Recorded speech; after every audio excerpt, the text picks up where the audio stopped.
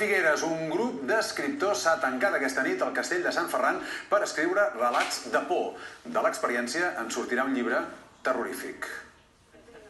Fosqueja i arriben al castell de Sant Ferran amb una intenció molt clara, passar-hi la nit a la Castanyada escrivint un relat de terror. A dins els espera una sala dels amics del castell ambientada per l'ocasió.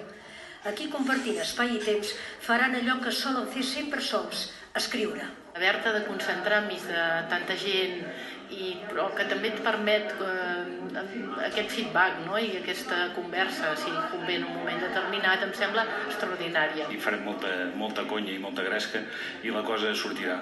Perquè al final, aviam, el gènere de por al final també té la seva punta.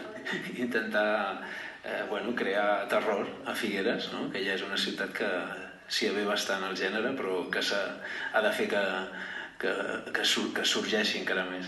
Només un es dedica al terror, però tots s'han preparat i han acceptat el repte. He portat algunes frases de Lord Byron que m'inspiren, o de Lovecraft, i després he somiat un parell de coses aquestes últimes nits ambientades aquí. Jo sóc més de terror psicològic que de susto, o sigui que jo crec que em decantaré més per aquí. La inspiració t'agafa treballant, ja porto tot bastant pensat i hem de sortir aquí amb un conte ja acabat. Però d'on surt la idea? La reunió de Vila Diodati que va donar lloc a l'escriptura de Frankenstein i també ajuntar-ho amb la tradició de Tots Sants.